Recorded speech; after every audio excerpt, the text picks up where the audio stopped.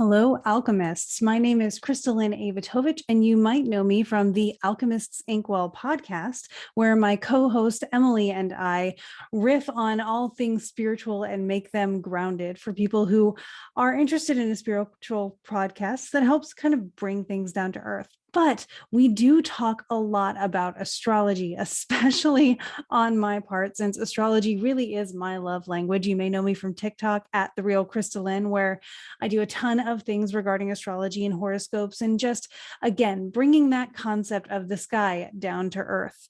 What I want to do in this video, and probably every month moving forward, is take the month ahead and really break it down week by week into more in-depth astrology so that whatever we cover on TikTok in those short videos or on the Alchemist Inkwell podcast, we can dive into in a deeper way in these videos for extra context and a little bit of extra well-roundedness into how astrology really works and some things about maybe what we can expect both in our personal experience and even in the world around us. So this is for December 2021. And I want to get started with the first week. We will cover the first week, then the second week, third, and fourth, of course, covering major dates, especially ones that are very pivotal in cycles that have been prominent throughout 2021. I'm thinking about things like the Saturn-Uranus square, which you may have heard about on social media and all over astrology this year. Things like that will be very prominent in this episode as well. And we're going to really explain what has been going on with them, things that have been happening around them, cycles and patterns that we might expect to come up surrounding those things as they complete or continue, depending on which cycle we cover. So we'll dive into the first week of December, starting on December 1st. Major things happening in that week, actually, that is right today as I am recording. This morning, Neptune stationed direct after being retrograde since June of 2021. So a retrograde planet is just a planet that in our perception has been moving backwards through the sky. Now in 3D in astronomy, it's not actually moving backwards, but from our place in the sky relative to the sun and relative to that planet, the way that it is in the sky makes it seem to us like it's moving backwards. So I always like to say, if the microphone is the sun and this is the earth, and let's say this is Mercury is between us and the sun. So as it goes this way, it looks like it's going direct. And when it comes this way, it looks like it's going backwards because it's covering the same ground, but in a different direction. All of the planets are able to do that with the exception of course, the sun and the moon. So Neptune has been doing that since June, and just today, December 1st, it has moved direct again in its home sign of Pisces. Now, Neptune is a far out planet. It moves quite slowly. So the effects of it are considered very transpersonal. On a transpersonal level, it moves so slowly that its moments and its movements tend to define parts of generations and parts of major societal influences. So when we're looking at Neptune, it's not something that you may have felt super in your personal life, unless it, of course, is activating something in your own chart having to do with your personal planets. That would be your sun, moon, Mercury, Venus, or Mars. Then you may have really felt that sluggishness, that confusion, that slowness, that revisiting, that going deep and kind of being comfortable with confusion that may have come up with Neptune retrograde. But on a larger scale, on a more social scale, we may have just been seeing this in the, I don't know what to expect. I don't know what is true. I don't know what I'm supposed to believe or even where to get my information from right now. It's a very, I want to say anomalous thing. It's something that's very deep. Imagine the Marianas Trench, something so deep and dark and full of pressure that you don't really go there that much, and you need special equipment to really dive down there. And in this case, that would be sort of meditation, breathing techniques, those things that really help you access your subconscious or that theta hypnotic brainwave. So those are the kinds of things that we may have been really getting into. There's been a lot of subconscious activation, subconscious reprogramming, a lot of people taking taking advantage of the difference in the world lately and really working on themselves from the inside out. That is exactly what we were doing as a collective. Another thing that Neptune really does help to govern is the collective conscious. So another thing that it is relating to is, of course, things that are unseen, things that we can't really put a name to, very archetypal in that way. And now that it's moving forward, we're going to start seeing those things progressing, those things coming to light a little bit more. They move forward into consciousness from where they've been just on the edges of our awareness. So we'll see that in a lot of ways. I would check your headlines and see how things that had been confusing before are now more active in the progress of being integrated, since now we have Neptune moving direct in Pisces. Pisces is going to get a little bit more action later this month when Jupiter, who is the traditional ruler, does move in, and we'll talk about that later in this video as well. So continuing on into the week of, let's do December 2nd through December 9th. We have a very dynamic month this month. And that starts with, of course, we just mentioned Neptune, but on the 4th of this month, we have a full solar eclipse coinciding with the new moon. And a fun fact is that that is always going to be the case. A solar eclipse is a new moon that just so happens, again, imagine that my microphone is the sun and my little toy here is the earth and this is the moon.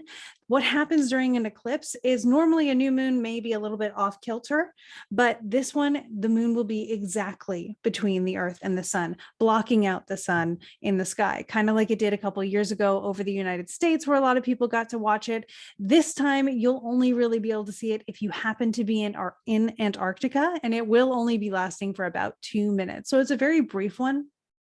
But it is a solar eclipse all the same. And there are some pretty crucial components to it that I really do want to point out. Again, on the Alchemist Inkwell podcast, releasing on December 2nd, Emily and I go very much in depth with the effects, the energy, and just a lot of the things that we might expect to feel along with this eclipse. A solar eclipse is very much about what is very, very visible in the leadership of the community, of the collective, of the organization, whoever is the person that oversees the process. That is the kind of area where we expect to see the effects of this. And it's usually some kind of drastic change. In this case, because we are completing a cycle of about 1.5 years where the nodes of the moon, which show us where an eclipse is going to fall, they have been in Gemini with the North Node, where we're headed, the increase, and in Sagittarius with the South Node, where we're coming from, or the decrease. So this eclipse happens to be near the South Node, where the sun and the moon are in Sagittarius. And it is the last in a cycle over the last 1.5 years of the alternating between the North Node and South Node being in Gemini and Sagittarius, respectively. We actually had our first experience with the next round of eclipses, which will take place in Taurus and in Scorpio. That was the lunar eclipse that happened at the very end of last month. So what we're experiencing now is the closing of this story with the Gemini Sagittarius cycle. And it is sort of the fact that it's brief and in a very remote location seems kind of appropriate for the fact that we are ending this cycle in that way. So looking at this, we're looking at a lot of things happening in the sky during this eclipse that are going to be major themes throughout December. So those dynamic things I mentioned are present and applying, coming together and really forming in the sky during this as well. And they will one by one come to be exact in their alignments with each other throughout the rest of the month. So one of the things that we're really looking at is a interaction between Jupiter and Mars, Jupiter being a planet that likes to expand things, and being in a place right now that is not it's not his most comfortable location. Again, Jupiter is the traditional ruler of both Sagittarius, where the sun is, and therefore is the ruler of this eclipse, but it is also the ruler of Pisces, where Jupiter will move into at the end of the month. Currently, Jupiter, though, is in Aquarius. And that is ruled by Saturn, which is very restrictive and very straight and narrow. So Jupiter, loving expansion and exploration, is feeling a little bit limited while in Aquarius, especially nearing these last degrees of it, where it can see the end of the tunnel and it's kind of jonesing for it. But with Mars even square it, that ambition, that drive to really want to get somewhere fast is even greater. So we're expanding that fiery nature of, I really want this to happen and I want it to happen big and I want it to happen quickly. So we may see things that are a little bit rushed and that have a wider impact. But again, the duration being so short, the location being so remote, and just the fact that this is a square, a conflict between that fiery impulse of Mars and that expansive impulse of Jupiter, makes it feel less like an explosion and more like a firecracker that goes off and can be seen and felt from a long distance. You can hear it from far away, but it is going to be something that's kind of boom, this is the thing. And now we are seeing the results of it and cooperating with that, working with what we have now that this change has happened, thanks to that, again, other transformative energy of an eclipse. At the same time, we also have an interaction with Venus and Pluto. Venus, as we explained retrogrades in the beginning of this video, is preparing to do exactly that. On the 19th of this month, Venus will go retrograde. And right now she is very much slowing down and approaching the degree that Pluto is sitting at in Capricorn. So they are coming together, their energies are blending, and they're coming together in what is called a conjunction. And so what is happening with that is we get the themes of Venus and the themes of Pluto blending together. Venus, the goddess of beauty, Pluto, representative of the underworld and transformation. So we have this mix of, I like to personify it as sort of Persephone, when Persephone goes to the underworld in the winter months, which is so appropriate for this being in Capricorn as well. So it's really the beauty of transformation, the beauty of allowing things to wilt and fade away and even decay or decompose or deconstruct so that they can be remade again. It's that end of the flower so that it can decompose or wilt or whatever you call it, so that in the spring it can be made anew. So what we're looking at in this case, how you can expect to possibly see that, since Venus also rules relationships and is again in Capricorn, we're looking at the foundations of relationships. We're looking at the trust in relationships and all of these things that are very integral into a basis of a relationship. So it's, can I trust myself in this relationship? Can I trust the other people in this relationship? And the answer may very clearly be a yes. So I encourage people, and I will probably do that several times in this video, I encourage you not to panic, not to see things in the darkest side that you can see them, even though Pluto is very much about shadow work.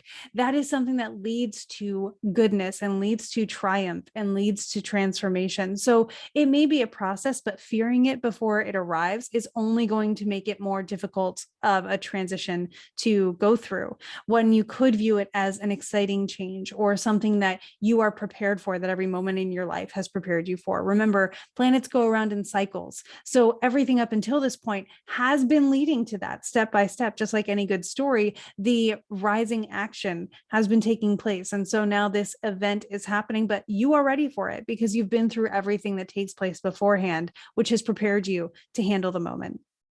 So disclaimer, don't worry, don't panic, don't get frustrated too quickly. It may not be the easiest or even the most fun thing to feel in the moment, but when you look back with hindsight, of course, it will be amazing for your highest good, all of those things.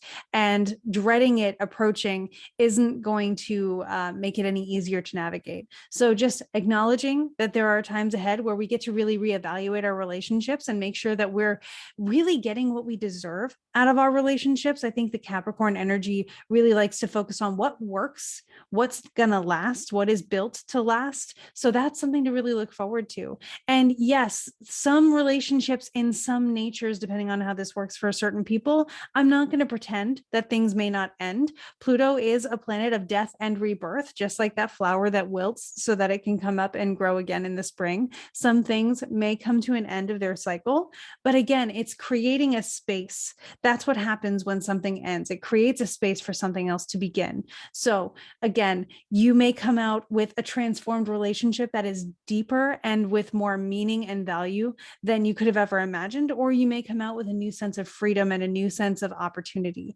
So either way, you come out with something that moves you forward and is really building on what you deserve in life. And the thing that you can focus on most as you're enjoying and experiencing this energy is to really just focus on showing up as your truest self, because that is what is going to be a magnet for the people who are attracted naturally to that energy and who therefore balance and fit and suit and support your energy in the highest expression that you have, and therefore that you can support for them. It's going to be a really great symbiotic relationship of equal exchanges of energy, and that's what you deserve. So that's what I would really focus on.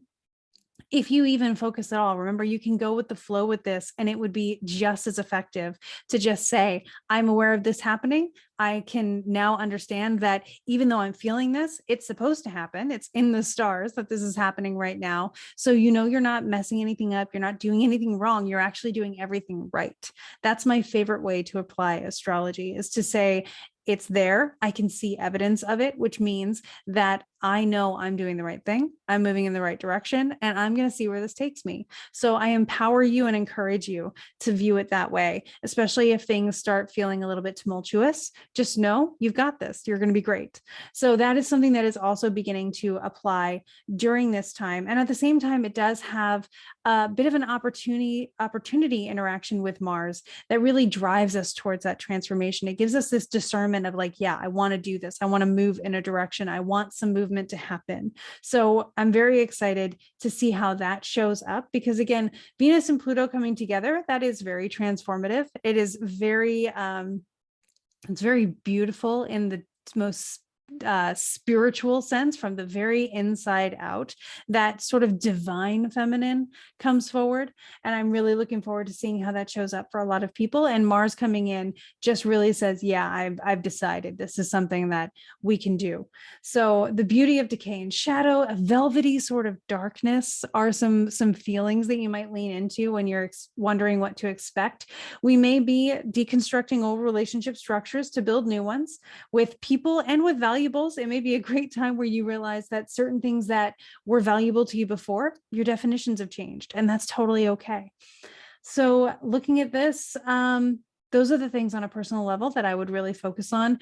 Again, on a transpersonal level, since Pluto is way far out there, it may be something that you see showing up in the news, maybe some certain things where it's not the brightest of headlines, but you may notice things, and I've seen these cropping up already, where certain cases of various forms of abuse of power may be coming up, or abuse of power in all the ways that you might be able to imagine it. I don't want to put ideas into people's heads or put words into the headlines, but you'll see it and you'll know, okay, this is something that is supposed to be getting attention right now. This is something we are finally addressing. And that means that that transformation that goes along with identifying something that is no longer needed is on the horizon as well. So though the headlines may be discouraging in some cases, just know on the other side of that discouraging headline is progress. And that's always something that we can look forward to in times where we may get a little bit exhausted with what's going on around us.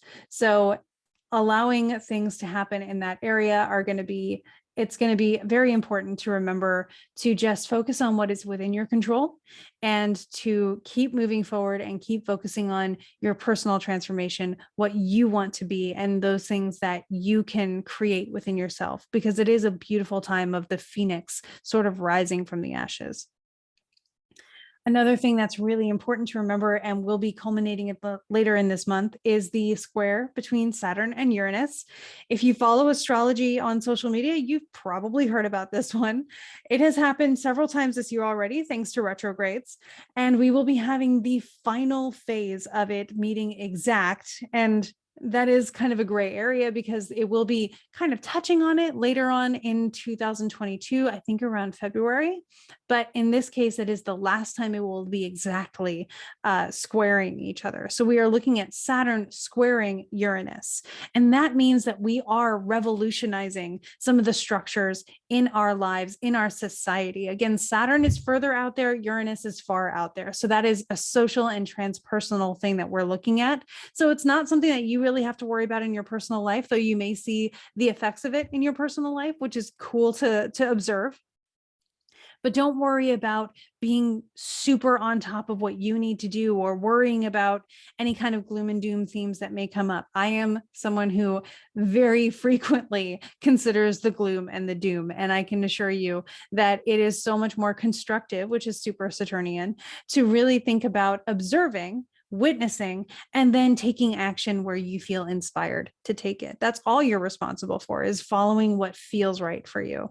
So as we're looking at this Saturn square Uranus, which we'll talk about a little bit more in depth in the later weeks of December, just know that this is a tension that has been building up throughout the year, and we already have seen some themes about it. So that cycle has already begun. It's not going to be something way new. It's not going to be something that's totally foreign. It's something that is concluding and wrapping up.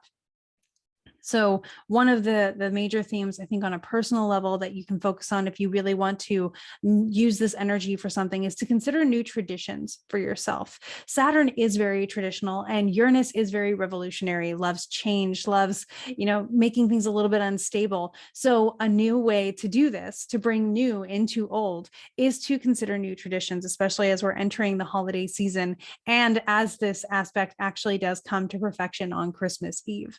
So again, I'll be talking a little bit more about how that cycle looks later on in this video, but those are the aspects that are all really working at the same time as this solar eclipse. And the solar eclipse is doing this really interesting thing where it is taking place on the ascending degree of the broadly accepted chart that represents the United States birth, which was supposed to be around the time of the signing of the Declaration of Independence in Philadelphia on July 4th, 1776. And I am actually going to go ahead and I'm going to share my screen to show you a little bit of what this looks like and illustrate it a little bit more. So what we're looking at here is the eclipse chart itself. You can see the sun and the moon are conjunct here, and the ascendant is right there in Sagittarius as well. We mentioned that Sagittarius is ruled by Jupiter. He's over here.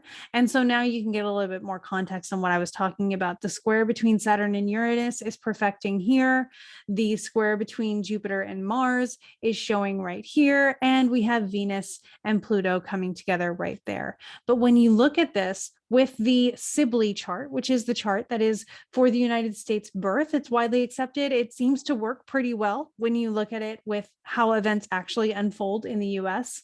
We can actually see that the ascending degree of this chart that represents the birth of the United States is at 12 degrees and 21 minutes. And the degrees of the sun and moon at this time are at 12 degrees and 22 minutes. So this is a pretty influential moment for the United States. It's something that's really going to be setting a tone for the United States, something that we may see in our headlines if you're here living in the US. And it's pretty cool to see this, especially since the United States is building into that Pluto return that we're seeing right here. If you follow astrology on social media, you've probably heard about the United States Pluto return coming up. That will be exact later in February, on the 22nd of February, but you can see it right here. Pluto is currently at 25 degrees and the United States Sibley chart has Pluto at 27 degrees. So later on in February, Pluto will move and scooch up a couple degrees to meet that degree. And we will have that Pluto return, which is just simply that Pluto has gone all the way around and is now making it back to where it started. So Pluto, of course, being about construction and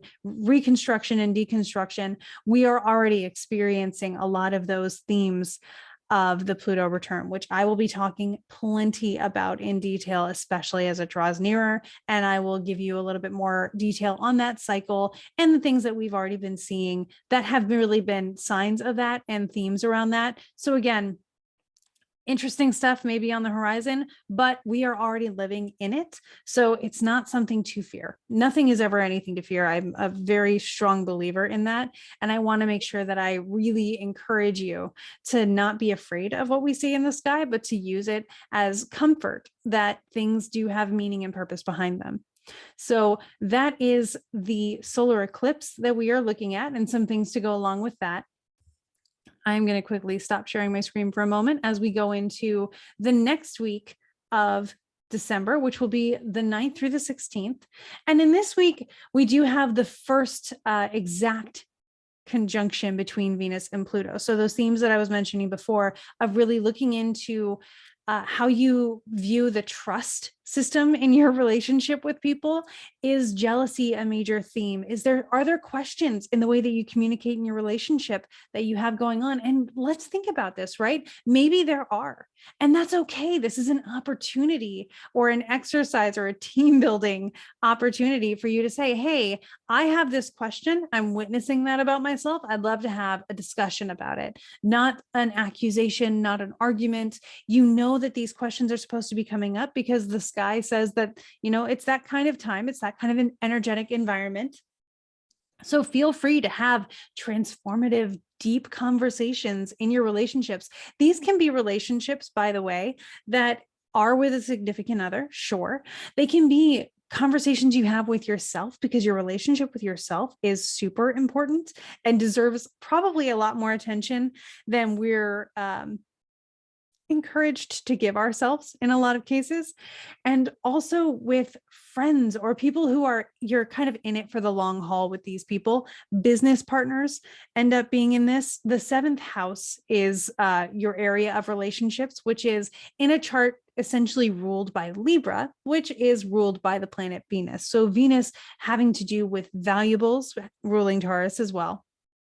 In relationships, conjunct Pluto is telling us, hey, we are kind of having a Jenga moment. This tower was built and we're going to take away some things and maybe the tower falls down, but yay, now we get to build a new tower. So it's not something, again, to be dreaded. It is something that you can focus on experiencing with grace and ease. Again, witnessing your feelings, acknowledging your feelings, don't bury them. Pluto does like to bury and or unearth things. So if you notice that there are certain things in your relationships that have been buried, you may find them coming back up to be addressed. Certain things from previous relationships that are now kind of creeping their way into your current situations, that may come up. I know I've experienced that in my life a lot of times, not only during Venus retrogrades, but it happens, right? Like it's a part of life, and they come up to be healed, to be resolved, and to add and contribute to the rebuilding of a stronger, more amazing and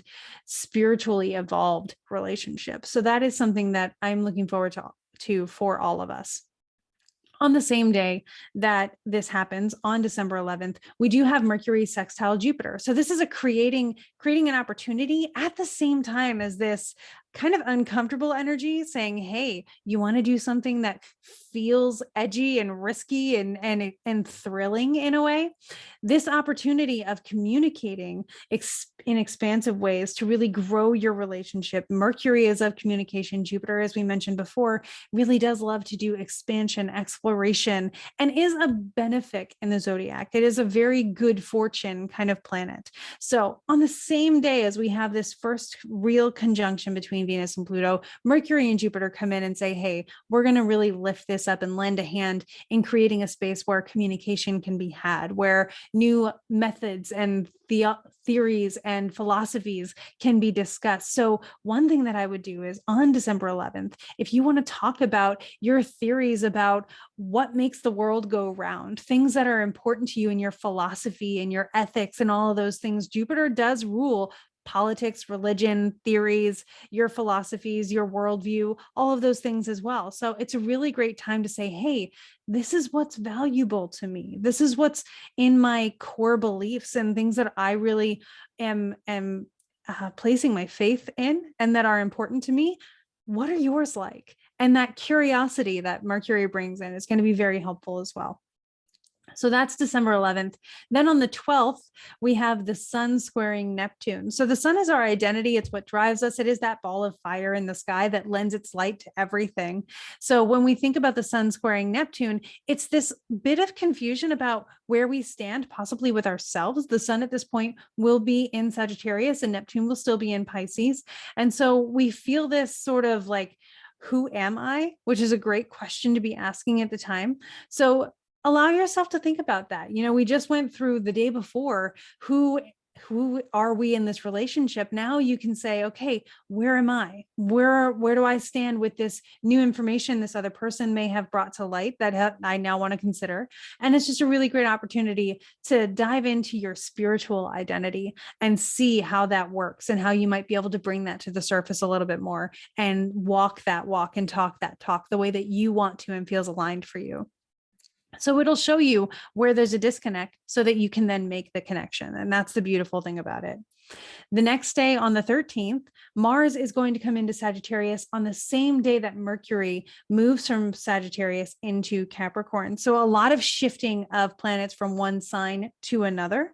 Mars has been in Scorpio for a while, and Mars traditionally rules Scorpio. So it has been kind of intense there, doing very Mars things. And now it's going to come into Sagittarius, where it's going to take this intensely burning ember and spread it out into heat and warmth, and kind of it feels a little bit like it was a single bonfire and now it's turning into like a heated blanket kind of situation where it's just sharing and spreading that warmth. And again, Mars has a tendency to be pretty ambitious, pretty direct. It is like the planet of war, so it likes action. It likes to really have a debate or get into something that feels physical and moving and all of those cardinal kind of things. So seeing this in Sagittarius, it's really wanting to explore things and explore them quickly, explore them rapidly, maybe make some mistakes along the way and learn from them, but we're not really looking as much before we leap in this situation. So be aware of any compulsive decisions that you might be making in this time.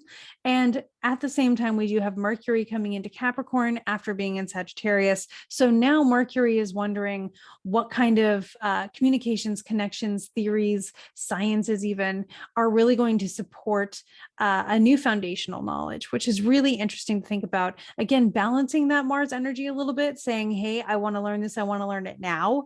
And Mercury saying, okay, I do want to learn it now, but I want to make sure that it's something that's going to support me moving forward as well. So I really like that balancing energy that we've got going on. Then we move into the 16th through the 23rd of December. And like I said, you guys, it's a dynamic month. We have a lot happening during this week. On the 18th, we do have a full moon in Gemini. The great thing about this moon is it is the first one since I think the full moon that happened in October, where I would recommend that if you are someone who likes to honor the full moon with manifesting techniques or moon water or things like that, now that there is not an eclipse happening on this full moon, go ahead and put that moon water back on your altar. Go ahead and focus on your releasing with your manifesting. The thing about eclipses, which we've experienced for the last two lunations, the last full moon and the last new moon, is that it is something that is on a collective scale. I like to say that if your train has been kind of rickety in the tracks, this is going to set you back on track, and it's going to do that for everyone. So trying to guide it yourself may actually conflict with what the bigger picture is, with what the universe and God are trying to say. Hey, by the way, you may not have seen this, but I'm going to get you on track for it. Now we're on track. So we can start saying, hey, I am aware that this is the track I'm on, and I'm aligning myself with it actively. That's where your manifestations come in. So this is a great opportunity with this full moon in Gemini to really think about the ways that you connect with people, things that you're curious about, things that are important to you, coming into just your different interests and all of the ideas that spark your curiosity. This is a great time to really be releasing anything that gets in the way of you pursuing your curiosities. looking at it as well, the moon will be trine Jupiter, still in Aquarius at this point, and Jupiter will be sextiling the sun in Sagittarius. So there's a lot of fulfillment of consciousness, a broad vision, which is available to us in this time. So again, having that bigger picture and then saying, this is what's in the way of me achieving that, releasing those things along with this full moon is going to be a great idea. Venus will be stationing to retrograde at this point. She does go retrograde on the 19th. This is the 18th. So she's kind of standing still, really super slow, getting ready to kind of turn around, and conjunct Pluto still in Capricorn. So it's a poignant moment to really assess the mental health of your relationships, those things that are processing in your mind, all those ideas. Make sure that you allow them to have space in the open air to be able to really connect those feelings with the people around you who need to hear them, who would benefit from hearing them, who could help you process them in a different way and see them from a different point of view.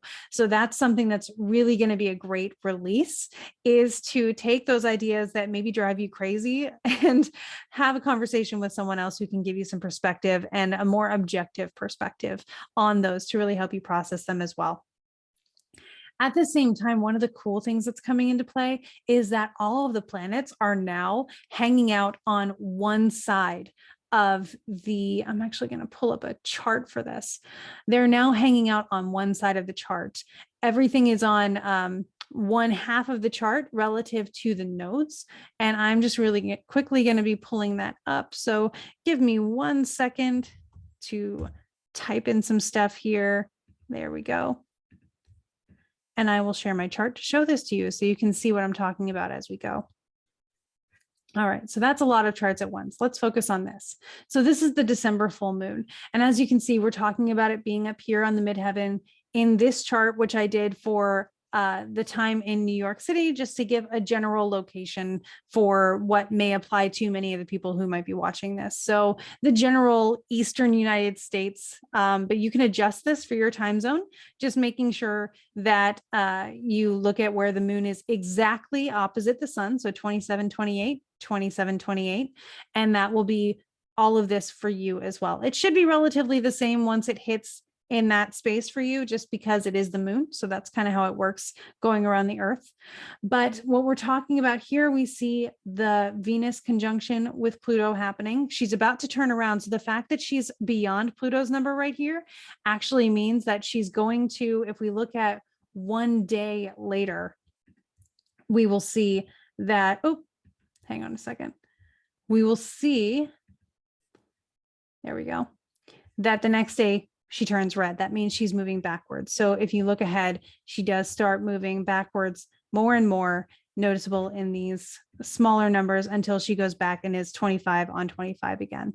So that is the conjunction between Pluto and Venus that we were talking about. It's not exact at this point. It's actually extended beyond exact by a little bit, not even a full degree yet. So it's still very much something we're feeling, and it's about to go back over that again. But the one-sidedness of the chart, we see the north node here, the south node here, all of the planets except the moon, because it goes around every month, all of the planets are now on this side of the chart, which is putting us very much focused on the themes of between Gemini and Sagittarius on this side of the chart. So it's very much in the Taurus, Aries, Pisces, Aquarius, Capricorn, and Sagittarius thing. To really briefly run through these, again, we've got Sagittarius saying, I want to explore all of that. I want to see what this means in a like mental worldview perspective. Capricorn saying what structures are going to support this future, what things are actually going to make sure that we have some ground to stand on. And then Aquarius takes that to ideology, what ideas, what systems, what processes, what societal changes are really going to last us in the future, what is sustainable. Then you have Pisces, which is very spiritual, Aries, which takes it back into the physical and being very direct. Aries is the first sign of the zodiac, and it is the number one. It's like, this is where I'm starting. This is where the action is. This is where it all begins. Taurus then gets into the material and back into Gemini, where it's about the ideas. So you can see how these kinds of things will be the major focus for quite a while as they move between Sagittarius and back around to Gemini. So that'll be something that we experience for probably a few months looking at this, and I will have more exact information on that as it progresses, and I will share that with you here and likely on the Alchemist Inkwell podcast, as well as on TikTok. So this is our full moon. Major things to just really focus on are allowing yourselves to be open and supported and aligned with change. Something that's really important to remember about change is that it does not have to be a bad thing. Though sometimes it's not the most comfortable thing, it's exciting. It's like a roller coaster, right? For those of us who like roller coasters, we go on them not because they're a nice, train ride, but because they're exciting. They give us a bit of a thrill. And life can do that too. And that's something that we are going through right now. And again, honor your feelings. If something rough does happen, honor that, process that, let yourself lean into it, and then allow yourself to process through so that you can be whoever it is that you are becoming in and through this journey. So that is our full moon, which is very exciting. Again, this is the first moon in a while where you'll be able to really apply the energy to any manifesting techniques that you want to do. So that's nice to hear. And I'm going to stop to share really quickly again, because we will have one more thing to focus on here. Because again, like I said, we have a pretty amazing month happening in December as we really tie up the ends of 2021 and move into 2022. Can you believe it? Like 2022. What a crazy, amazing time to be alive.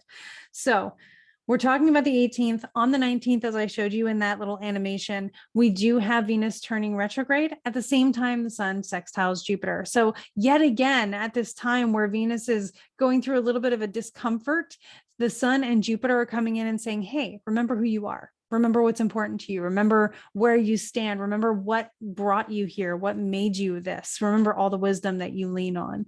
That's important stuff. So Venus retrograde is going to be very much a relationship with ourselves as well as relationship with others, being revisited and getting really firmed up. It's trimming out things that don't need to be there anymore so that the things that are built to last get the attention and the nurturing that they need and that they deserve. So one of the things to keep in mind during Venus retrograde is that it will be happening from the 19th of December through the 29th of January. We have all of that time, plenty of time to allow this process to unfold.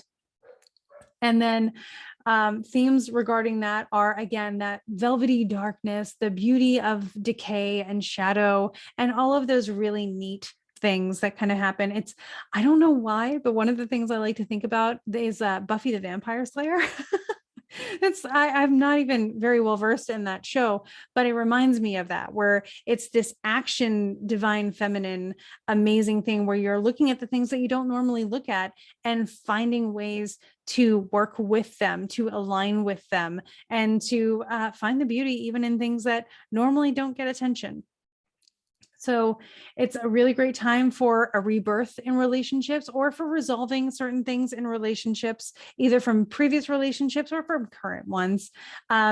Beware of the feeling of suspicion that you may have in your relationships. Just know this is a time where suspicion is a prominent feeling. Follow it, but I would hesitate before assigning any accusations to people. This is a time for transformative communication. So if you are having a feeling where you're not sure that trust is at the front of the relationship, have a conversation about it. One of the things that I've always used in relationships is entering a conversation and saying, I can promise you that I've prepared myself in this conversation that I will not get angry at you and that I will not react angrily. So you can feel comfortable enough to be as open and honest with me as possible, and we'll actually get somewhere in this conversation. It's a suggestion that if you feel like it works for you and if it works in your communication with others, feel free to adopt that too. It has been a foundation in my marriage and very helpful. So I hope it's helpful for you as well. This is also going to be a time again where we really assess our relationships with our valuables, maybe redefine what we consider valuable. I would see this as maybe purging your closet. It's a great time to look at clothes that you're not wearing anymore, donate them, any kind of things that aren't sparking joy as much as they had before. Just really removing those from your space so that you can either have the space and enjoy it or fill the space with new things that align with who you are. Because remember, you're rediscovering yourself just as much as you're rediscovering your relationships at this time. So that's pretty cool. On the 20th of December, Mercury will trine Uranus, which is the only retrograde planet up until Venus has gone retrograde. So now we only have 2 for the duration of most of December. Uranus was the only one that was retrograde. Now it's joined by Venus, and Mercury is trining Uranus. So it's saying, hey, let's make some changes, and maybe even a little bit of mischief there, because again, those two really do like to just shake things up, but that can be as exciting as it can be sometimes frustrating. So if you choose excitement, that is one option for you. But again, never cover up feelings just because you're trying to avoid feeling something that you need to feel. If you have the opportunity to choose excitement, like I remember one time on a roller coaster, I was not having a good time, but I was on a roller coaster. It was going to be over soon. So I decided to make myself laugh, because for the duration of that, I could be okay. I can enjoy it. And then from that moment on, I actually did enjoy roller coasters. It changed my entire outlook. So an opportunity like that, cool. But if it's a change in your life that happens, just know that you have time to think on it. Mercury is very into thinking as much as it is into change.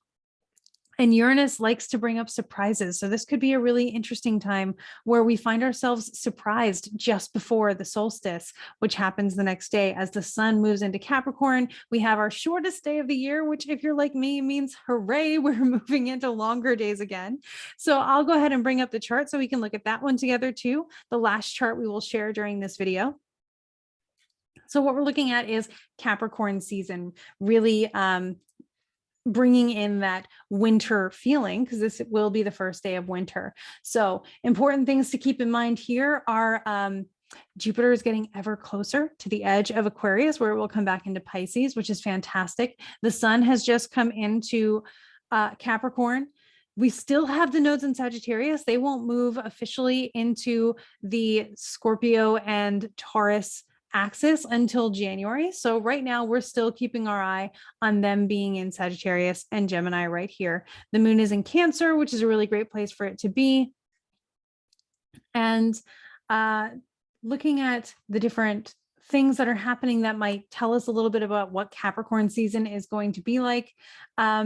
We do have a wide trine between the sun and Uranus, which is still in Taurus. So we're looking forward to change and these fresh starts and brighter days. It's really just shining a light on things that will be changing, can be evolving, which is another great way to look at it. So that's some fun stuff to look forward to. Again, it's right before Christmas, so there's some interesting energies, always a really nice energy of anticipation at this time of year. The solstice bringing in Yule and all those other wonderful winter celebrations.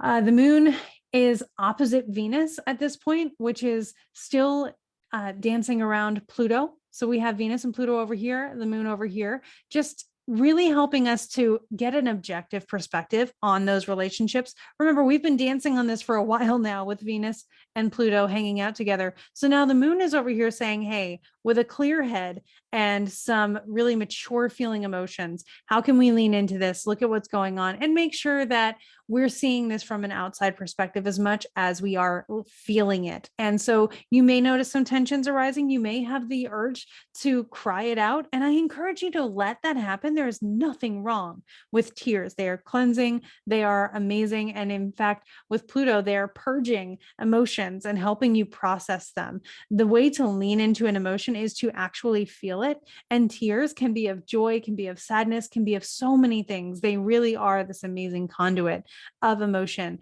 and they help you to physically, emotionally, mentally, spiritually process all the things that life delivers to us. So that is something I like to make sure that people really allow themselves to honor in their lives.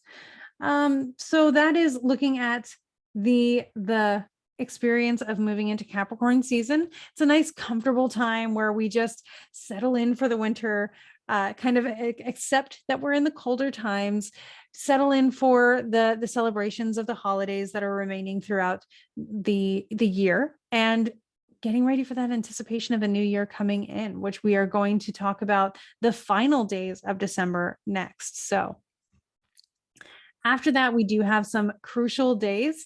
December 23rd through the 30th are, again, the word of the month, dynamic.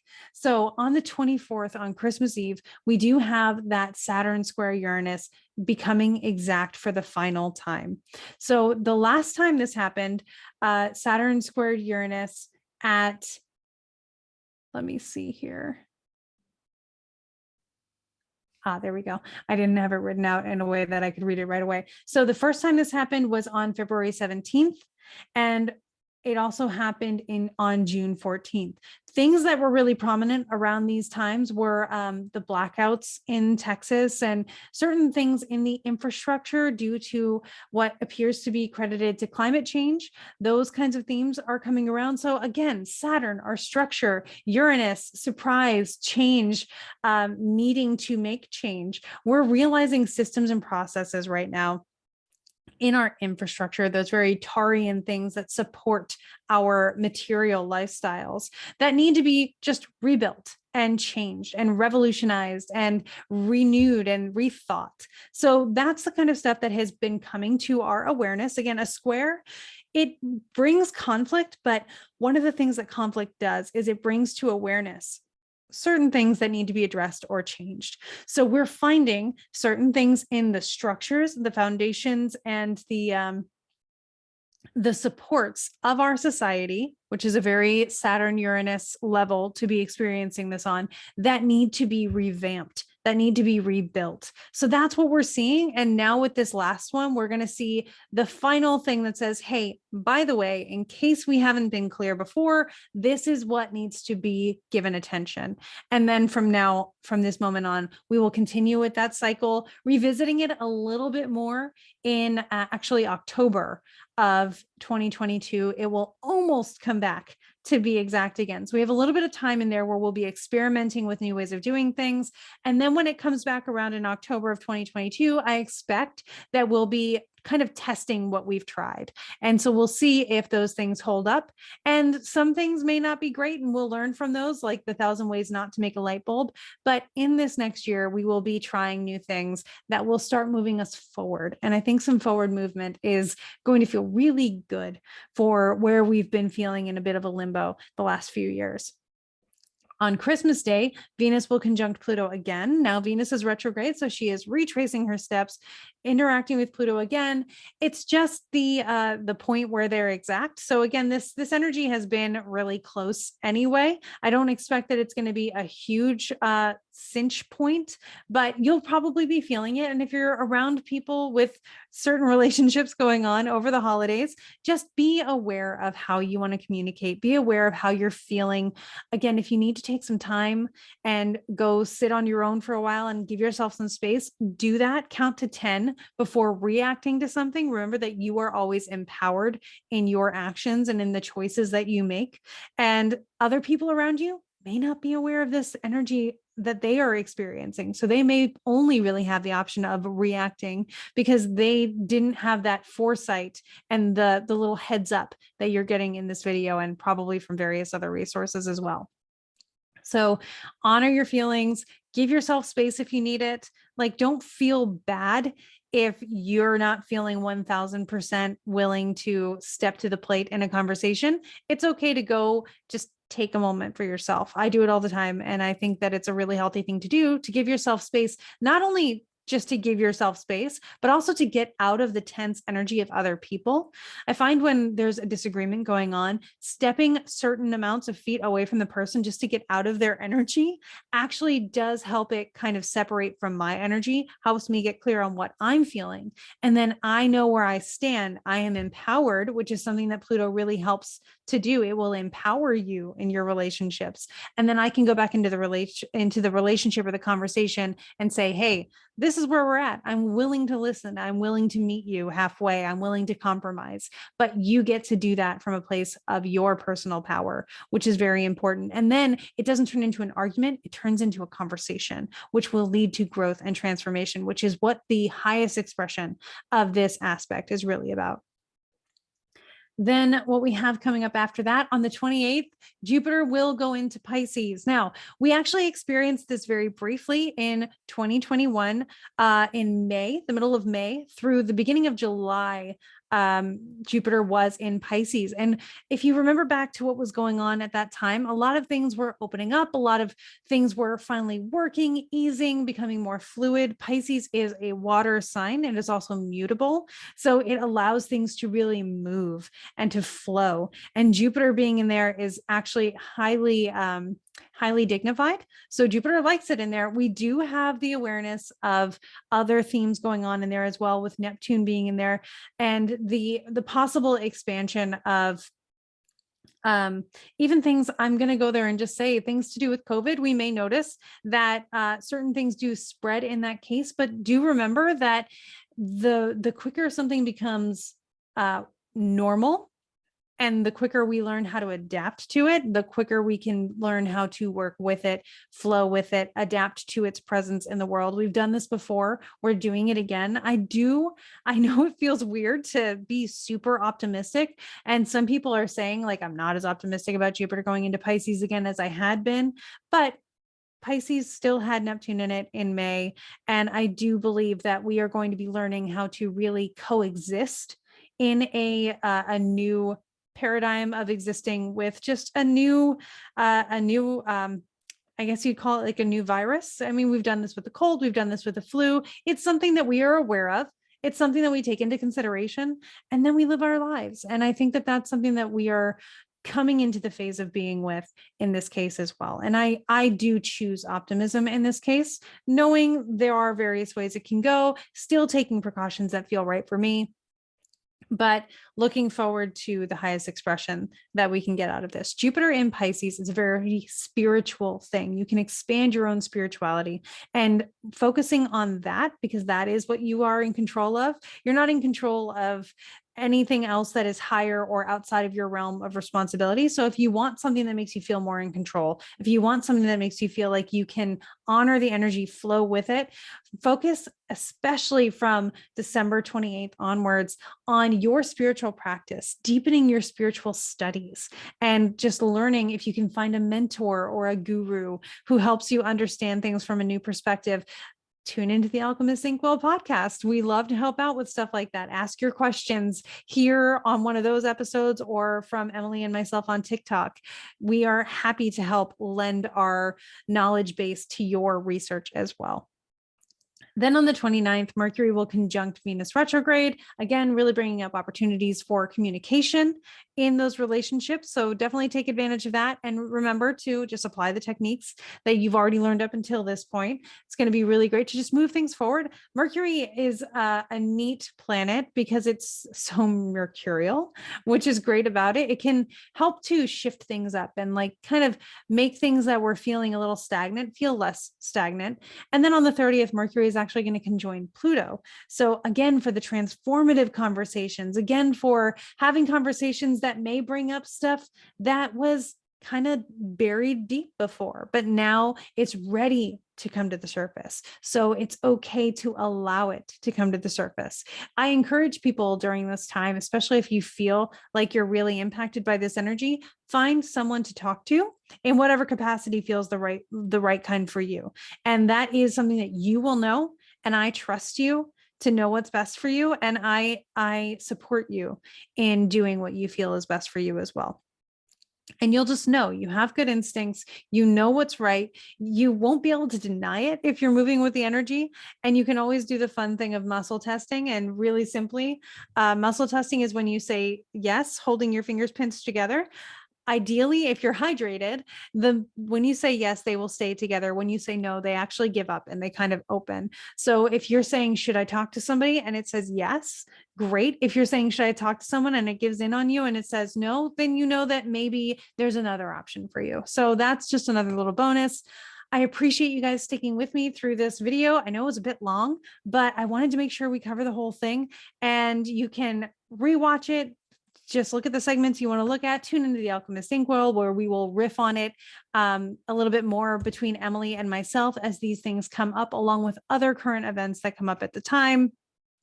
And you can always see both of us on TikTok. She is at Liker of Words, and I am at The Real Crystalline on TikTok and on Instagram. I appreciate your time.